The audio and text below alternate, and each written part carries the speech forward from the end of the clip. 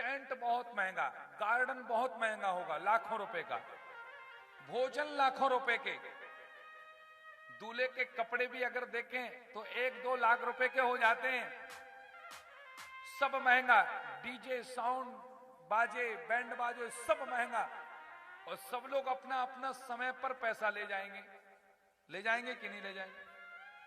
Main चीज क्या है इसमें? पाणी ग्रह संस्कार। मेन चीज क्या है? विवाह करना। और विवाह कौन कराता है? पंडित जी। विवाह ठीक, मंत्र पढ़े तो सब ठीक है, और पंडित जी की विदा की बात आती, बोले पंडित जी आप घर के हो, आप पैसा बाद में ले लेना। अरे जिसने पूरा काम किया उसको बाद में पैसा। अरे टेंट नहीं लगाओगे तो चल जाएगा, बाजे नहीं लाओगे तो चल जाएगा, कपड़े नहीं पहनोगे महंगे वाले तो चल जाएगा, खाना नहीं खिलाओगे दूसरों को तो चल जाएगा, लेकिन अगर पंडित विवाह में नहीं रहेगा तो चलने वाला नहीं है, वह गाड़ी आगे बढ़ने वाली नहीं है। इसीलिए ब्राह्मण को खुश करो। कई लोग मेरे से कहते, बोले महाराज जी आप विवाह पढ़ते हो? मैंने कहा पढ़ता हूं। बोले आप आ जाना। मैंने कहा 11 ब्राह्मण आएंगे। बोले महाराज इतना खर्चा क्यों करेंगे? मैंने कहा विवाह होगा तो अच्छा होगा, वरना नहीं करते हैं। और ये मत कहना मालो महाराज जल्दी जल्दी करो, कम से कम 8 घंटे चाहिए विवाह के लिए, तो बुलाओ वरना मत बुलाओ। अब 1 बजे बारात लगती है और 5 बजे पूरी विदाई हो जाती है, कोई मंत्री नहीं। और फिर होते बोले शादी के बाद, बोले महाराज बहू ठीक नहीं है, बच्चा ठीक नहीं है। अरे जैसा विवाह करोगे करवाओगे वैसा ही तो पाओगे, है? जब मंत्री नहीं पड़े गए हैं फेरे के, फिर जन्म जन्म का साथ है हमारा तुम्हारा, कैसे होगा पूर्ण? 1-2 साल में ही वो इस साइड तलाक हो जाती है। मेन काम क्या है? बोले पाणी ग्रह संस्कार बड़े सुंदर तरीके से होना चाहिए। एक ब्राह्मण नहीं, 5 ब्राह्मण मिलकर के करें। 5 ब्राह्मण मिलकर के जो मंत्र की ध्वनि होगी, और मंत्रों की ध्वनि से एक सुंदर माहौल, और ठाकुर जी प्रसन्न होते हैं। और देखिए, तो विवाह में खुशी बहुत होती है। विवाह दिखता है महाराज। तो एक सेठ जी थे, सेठ जी का एक ही लड़का था। तो सेठ जी ने कहा देख बेटा, आज मेरी मीटिंग बहुत दूर है और अर्जेंट है, और आज आपको एक देखने वाले आ रहे हैं, संभाल लेना। बोले पिताजी हम सब संभाल लेंगे। अब वो तो चले गए, देखने वाले आए, दरवाजा खटखटाया, उस लड़के ने खोला। बोले आप ही मोहन जी हो? बोले हाँ हम ही मोहन जी हैं। अच्छा आप ही सेठ जी के लड़के हो? बोले हाँ। बोले आइए अंकल जी बैठ जाइए, चाय पानी हुआ। फिर जो देखने के लिए आए उन्होंने पूछा भाई शादी करोगे? लड़का कहता है बोले आप करोगे तो कर लेंगे शादी। अच्छा ठीक है। अच्छा ये बताइए तुम कहां कहां तक पढ़े हो और कहां कहां पढ़े? बोले एक मैंने इसी सेंचुरी मिल में स्कूल में पढ़ा, वर्ली के स्कूल में पढ़ा, मुंबई के बहुत बड़े एक कॉलेज में पढ़ा, फिर मैं दिल्ली में पढ़ा, फिर मैं बाहर चला गया, विदेश में पढ़ा। बोले इतनी जगह पढ़े तुम? इतनी जगह की डिग्री है हमारे पास में। बोले अच्छा ये बताओ तुम्हारे मकान कहां कहां पर हैं? बोले एक फ्लैट इसी जगह में है, एक उधर है, मुंबई में 4-5 जगह पर फ्लैट है, दिल्ली में भी है, बेंगलोर में भी है। बोले सेम टू सेम वैसा ही है। इतने सारे मकान है? बोले हाँ। और बिजनेस सेम टू सेम है, यहां भी है, वहां भी है, वहां भी है। चलो विवाह तो पक्का हो गया, विवाह हो जाएगा। अच्छा ये बताओ पिताजी कहाँ है? बोले एक पिताजी यही है, एक वहां है, एक वहां है, एक वहां है, एक वहां है, एक वहां है। बोले 10 पिताजी? वो यह भूल गया क्योंकि पिताजी ने यह कहा था सब अच्छा अच्छा बताना, 10-10 गुना बताना है तुम्हें। अब बेचारा भूल गया कि पिताजी एक होता है कि 10 होते हैं। अब भाई की खुशी, महाराज बता दिया। तो भगवान भी बहुत खुश हैं। अब भगवान भी सोच रहे हैं चलो ठीक है। चौथा विवाह भगवान का कालिंदी के साथ में हुआ। भगवान का 5वां विवाह महाराज नग्न जिति से हुआ, मित्रविंदा की पुत्री से। भगवान का एक विवाह कहते हैं मित्रविंदा से हुआ, नग्न ज्योति से हुआ। एक विवाह महाराज सत्या से हुआ। भगवान के 8 विवाह फुटकर हुए, यानी कि एक एक करके। और आगे चल करके कहते हैं कि जो मैंने आपको बताया कि भौमासुर 16,000 स्त्रियों को कैद कर लिया। देखिए उस भौमासुर की इच्छा यही थी कि हम 20,000 कन्याओं को हम एकत्रित करेंगे और एकत्रित करके उनसे शादी करेंगे, विवाह करेंगे।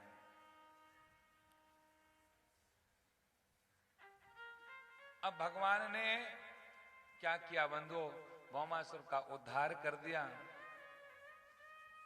और भौमासुर का उद्धार करके सारी सखियाओं को जो जेल में थी उनको मुक्त किया। और जब मुक्त किया तो वह कहने लगे घर नहीं जाएंगे, अब तो हम आपके साथ ही चलेंगे। भगवान ने 16,000 सखियों के साथ में विवाह किया।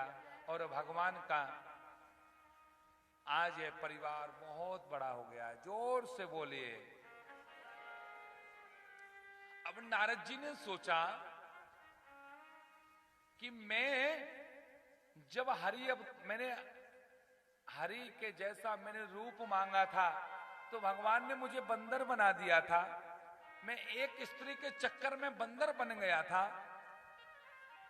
आखिर ये कन्हैया कैसे इतनी सारी स्त्रियों को कैसे कैसे संभाल रहा होगा।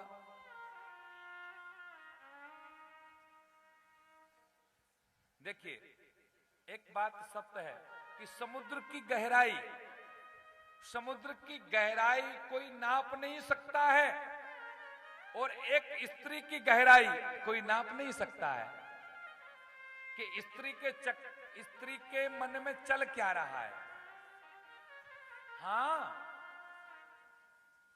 कोई नहीं समझ पाएगा। और अब नारद जी आए तो पहले रुक्मिणी के कक्ष में गए और अब ये देखना चाहते हैं कैसे रह रहा है कन्हैया। और रुक्मिणी के कक्ष में गए तो कन्हैया बढ़िया लेटे हुए थे, रुक्मिणी जी चरण सेवा कर रही थी।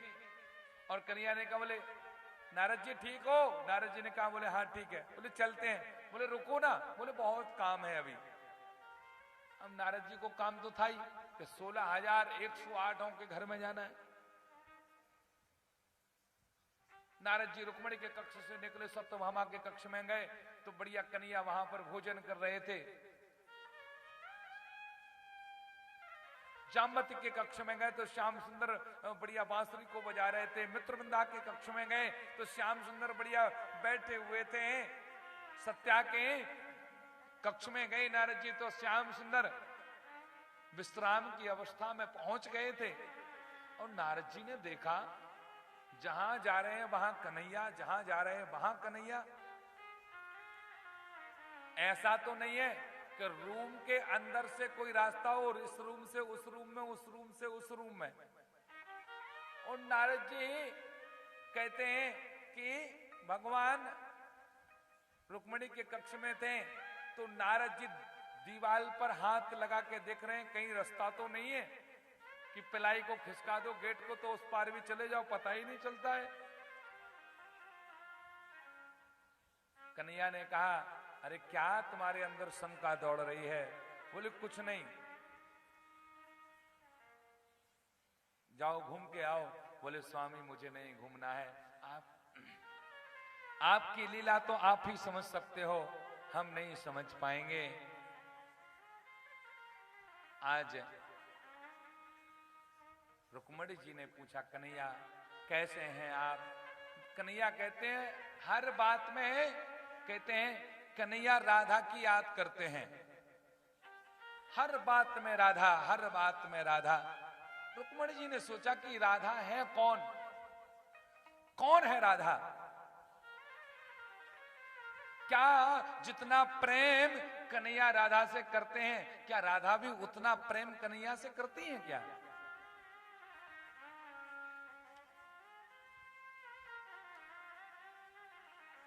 रुक्मणी जी ने सोचा चलो परीक्षा लेकर के आते हैं राधा की। अब भैया परीक्षा लेने के लिए रुक्मणी जी ने क्या किया, एक गिलास में गरम गरम दूध रख लिया और दूध को ले जाकर के राधा से कहा कि लो राधा ये गरम गरम दूध पी लो। राधा जी ने मना कर दिया, हम इस दूध को नहीं पिएंगे। और जब रुक्मणी जी ने यह कहा कि ये दूध श्याम सुंदर ने भेजा है, पी लीजिए, और राधा जी ने एक सेकंड भी सोचा नहीं और उस गरम गरम दूध को पी लिया। और पीने के बाद श्याम सुंदर तो घर पर थे ही, रुक्मणी जी घर पर आई। शाम का समय हुआ, जब रुक्मणी जी ने श्याम सुंदर के चरणों की सेवा की तो श्याम सुंदर के चरणों में छाले पड़ गए। इतने बहुत बहुत बड़े बड़े छाले पड़ गए। रुक्मणी जी ने कहा कि भगवान आप कभी नंगे पैर चलते नहीं हैं, बिना रथ के चलते नहीं हैं, धूप में चलते नहीं हैं, लेकिन ये पैर में छाले कैसे पड़ गए बताइए।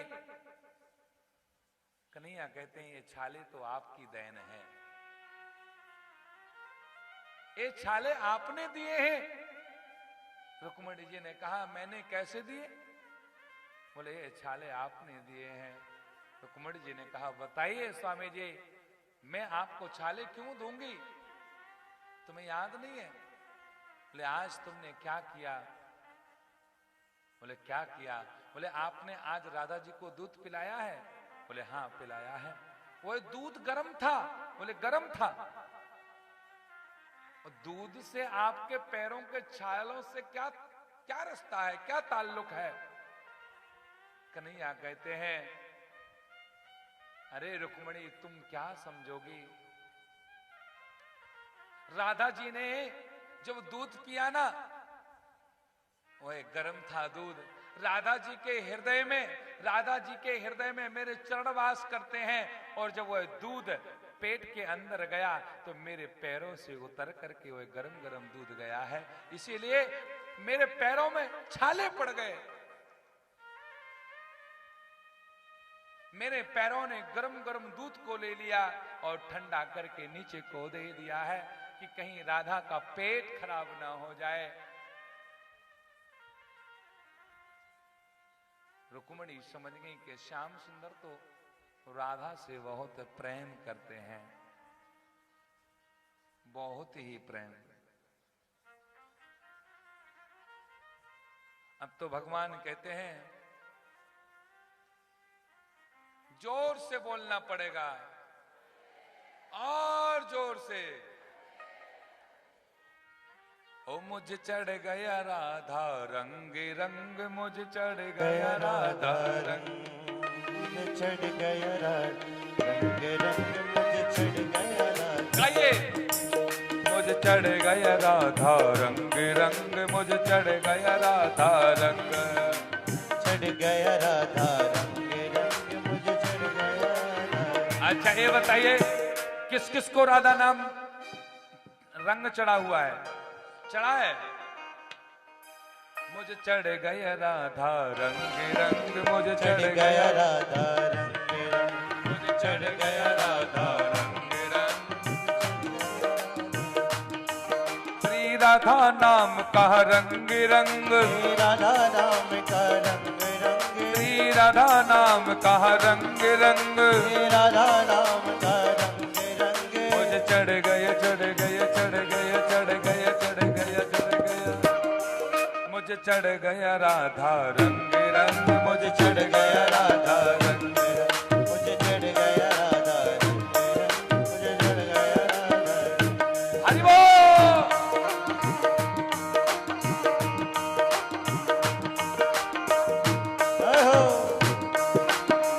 तो श्री राधे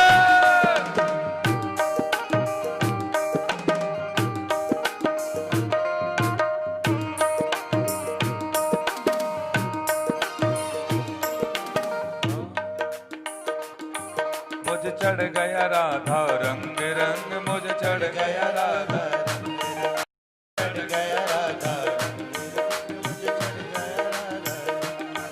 मैं झूम रहा हूँ मस्ती में, झूम रहा हूँ मस्ती में, मैं झूम रहा हूँ मस्ती में, झूम रहा हूँ मस्ती में, श्री राधा नाम की कश्ती में, राधा नाम की कश्ती में। मैं झूम रहा हूँ मस्ती में, झूम रहा हूँ मस्ती में, श्री राधा नाम की कश्ती में, राधा नाम की कश्ती में। मैं झूम रहा हूँ मस्ती में, राधा नाम की कश्ती में। अब करो न कोई तंग, मुझे चढ़ गया राधा रंग रंग, मुझे चढ़ गया राधा रंग, मुझे चढ़ गया राधा रंग रंग, मुझे चढ़ गया। देखो आज की बात और है, फिर तो आप कल से अपने घर पर रहना, मैं अपने घर पर रहूंगा, तो ऐसे तो हाथ उठाइए पीछे के लोग भी। हरि बोल।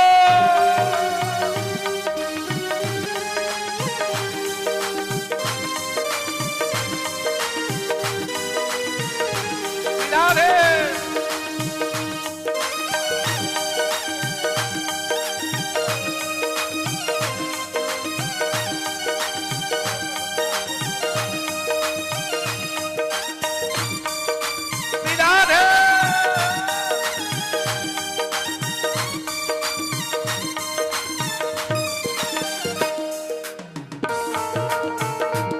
राधे, आज तो बहुत आनंद आने वाला है, तो ऐसे बैठे रहोगे तो काम कैसे चलेगा मस्ती में।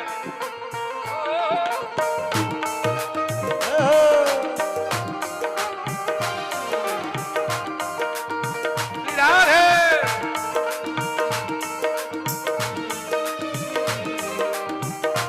ये वृंदावन की मस्ती है। श्री राधे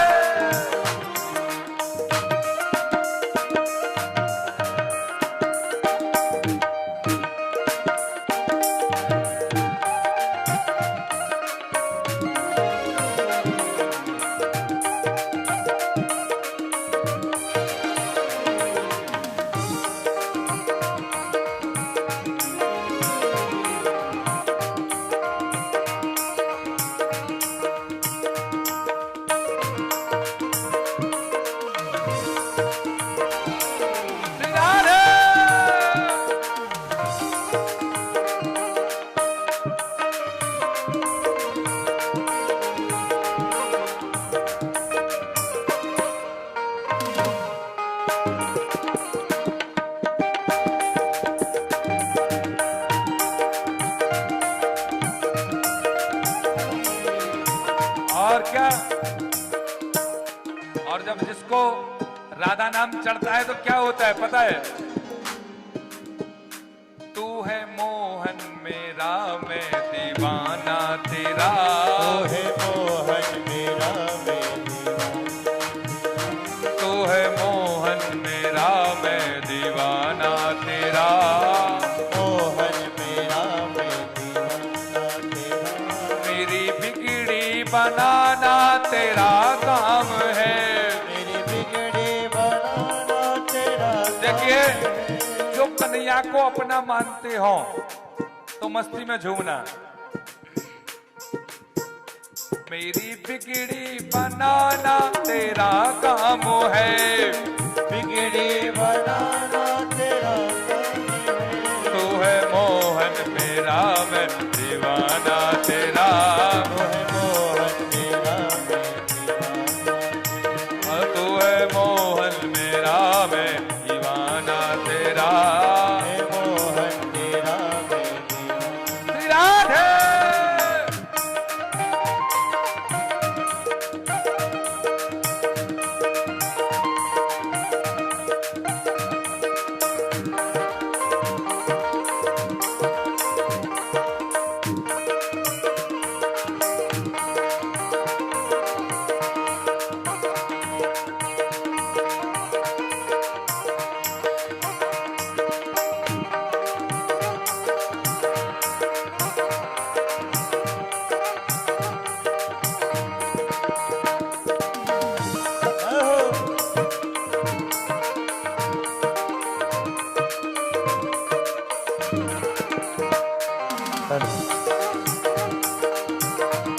और क्या?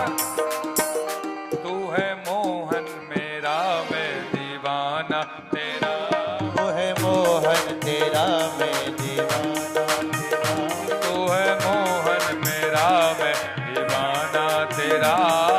मोहन तेरा, मैं दीवाना। और देखिए, मैंने तुझको बेसारा गुनहगार हूँ। तोरे सारा रहना। ओ मैंने तुझको बेसारा गुनहगार हूँ। तुझको ओ कैसे मुख को दिखाओ शर्मसार हो। तो दिखाओ शर्मसार हो। कैसे मुख को दिखाओ शर्मसार हो। मुख को दिखाओ शर्मसार हो। मेरी बिगड़ी बनाना तेरा काम है। बिगड़ी बनाना तेरा काम है। तू है मोहन मेरा, मैं दीवाना तेरा। मोहन तेरा, मैं दीवाना।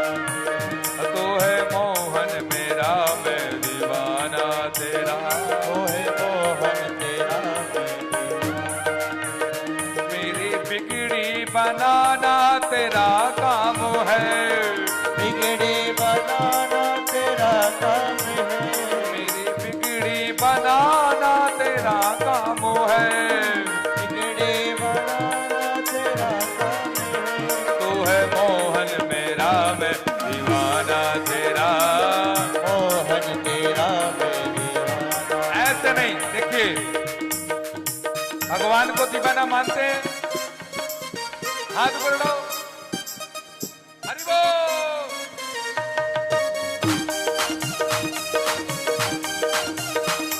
श्री राधे।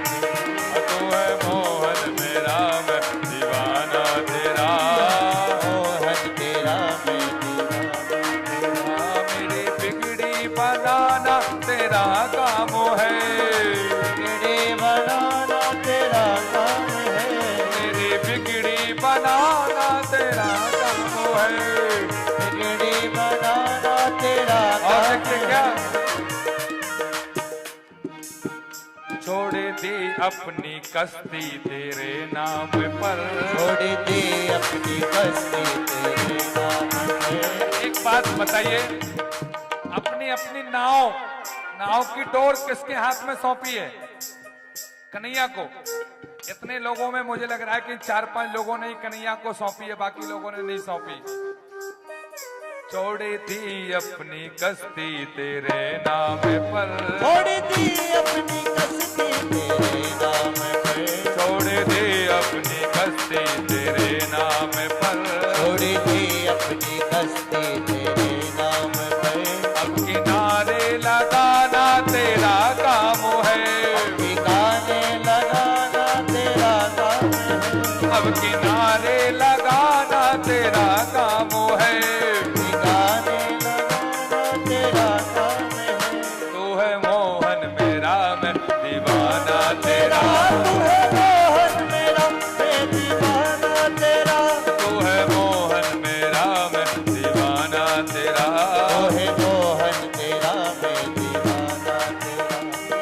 देखिए रामकृष्ण दोनों हाथ ऊपर कीजिए, सभी के ऊपर हाथ होने चाहिए और मस्ती में हरि बोल।